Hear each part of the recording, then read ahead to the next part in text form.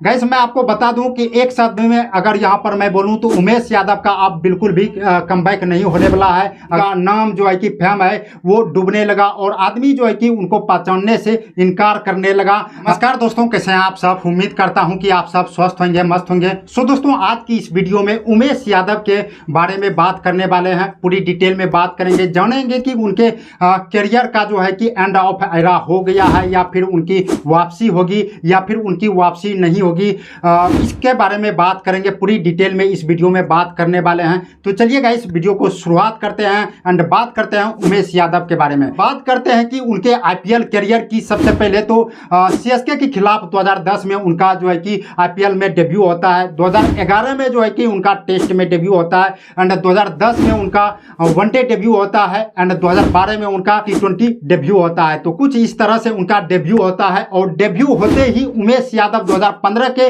World cup में जो है कि सबसे ज्यादा विकेट लेने वाले बॉलर बन जाते हैं एंड सबसे ज्यादा विकेट तो लेते ही हैं और विकेट टेकर गेंदबाज बन जाते हैं। और उमेश यादव की जो स्पीड एंड यहाँ पर रफ्तार थी वो एवरेज यहाँ पर बात करें तो वो 140 किलोमीटर प्रति घंटा के रफ्तार से एवरेज वो फेंकते थे और यहाँ पर 152 किलोमीटर प्रति घंटा के रफ्तार से उनका टॉप स्पीड था। और देखा जाए तो वो स्पीड एंड रफ्तार के बादशाह थे। और गाइस मैं आपको बता दूं कि धोनी के कप्तानी में जो है कि उन्होंने बहुत बड़ा नाम कमाया एंड फेम कमाया एंड परफॉर्मेंस किए, लगातार परफॉर्मेंस किए। उसके बाद 2015 के वर्ल्ड कप के बाद जो है कि जिस तरह से वो डूब गया, यानी कि कहने का मतलब है कि जिस तरह से उनका नाम जो है कि सेलेक्टर के सूची में आने ही नहीं लगा एंड सेलेक्टर उनको ऊपर जो है कि ध्यान ही नहीं देने लगा और उस तरह से उनका नाम जो है कि फेम है वो डूबने लगा और आदमी जो है कि उनको पहचानने से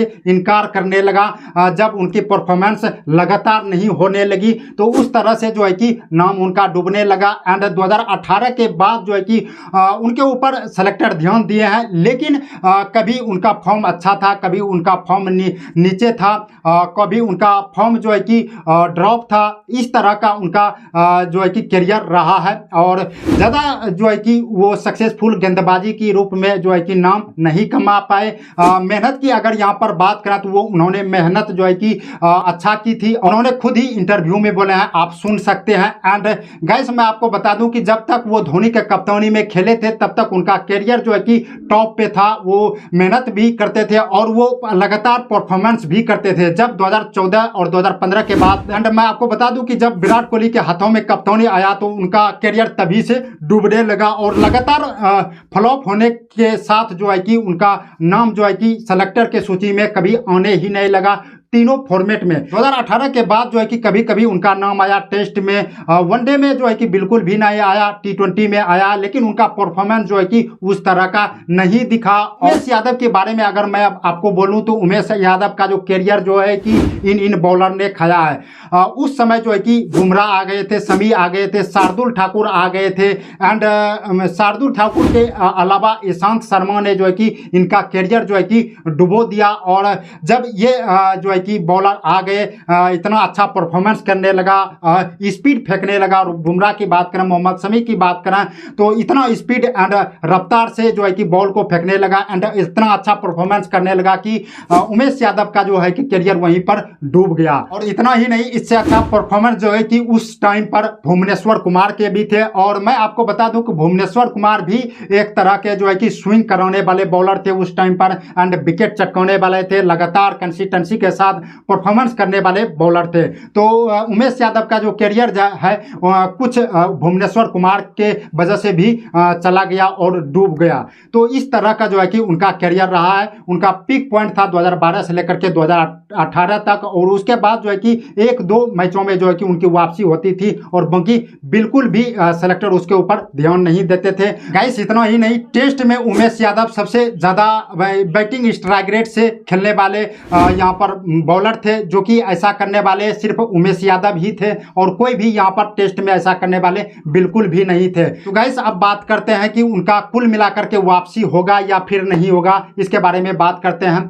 तो गाइस देखिए कि मैं आपको बता दूं कि अगर आपको जो है कि वापसी अंतर्राष्ट्रीय क्रिकेट में करना है तो आपको लगातार जो है कि परफॉर्मेंस करने पड़ेंगे, आपको लगातार कंसिस्टेंसी के साथ विकेट चटकाने पड़ेंगे, वही रुतबा दिखाने पड़ेंगे जो आपका शुरुआत में था, उसी तरह का आपको परफॉर्मेंस करना पड़ेगा। नहीं तो आपका सेलेक्टर जो है कि आपके ऊपर ध्यान भी नहीं देगा और आपकी वापसी बिल्कुल भी नहीं होगा। तो यहाँ पर देखा जाए तो उमेश यादव का जो उम्र है वो 37 साल के हो गए हैं। यहाँ पर विराट कोहली के एज के वो जो है कि प्लेयर हैं, बॉलर हैं। गाइस मैं आपको बता दूं कि एक शब्द में अगर यहाँ पर मैं बोलूं तो उमेश यादव का अब बिल्कुल भी कमबैक नहीं होने वाला है। अगर जितना अच्छा वो परफॉर्मेंस कर ले या कुछ भी कर ले, क्योंकि उनकी उम्र जो है कि 37 साल हो चुके हैं और मुझे नहीं लगता है कि अब उनकी वापसी होगी। अगर एक शब्द में बोलूँ तो बिल्कुल भी अब उनकी वापसी नहीं होगी और हो सकता है कि एक दो और साल जो है कि आईपीएल में किसी टीम से वो खेले। अगर देखा जाए तो ऑलमोस्ट सभी टीमों के साथ वो जो है कि खेल चुके हैं। सीएसके के अगेंस्ट खेल चुके हैं, केकेआर से खेल चुके हैं, जीटी से खेल चुके हैं। इतना ही नहीं गाइस, दिल्ली कैपिटल से वो खेल चुके हैं। देखा जाए तो 5 टीमों से जो है कि ऑलमोस्ट वो खेल ही चुके हैं गाइस, सभी टीमों से नहीं खेल चुके हैं। तो हो सकता है कि एक दो और साल जो है कि आईपीएल में उनको कोई भी टीम जो है कि यहाँ पर अपने साथ जोड़ ले, लेकिन उसके बाद जो है कि अब इनका न तो अंतर्राष्ट्रीय क्रिकेट में डेब्यू होने वाला है, ना ही आईपीएल में अब उनका जो है कि वापसी होने वाला है। तो इसी तरह का कुछ उनका करियर था गाइस। तो कुल मिलाकर के उमेश यादव का जो करियर था कुल मिलाकर के अच्छा था, एवरेज था। मैं ऐसा बिल्कुल भी नहीं कहूँगा कि यहाँ पर टॉप लेवल का था। उनकी परफॉर्मेंस जो है कि काफ़ी कमाल का था, लेकिन टॉप लेवल का यहाँ पर बिल्कुल भी नहीं था। उनका परफॉर्मेंस उतना दिखा नहीं। 2012 से लेकर के 2018 तक उनका परफॉर्मेंस टॉप लेवल का था, उसके बाद बिल्कुल भी नहीं दिखा।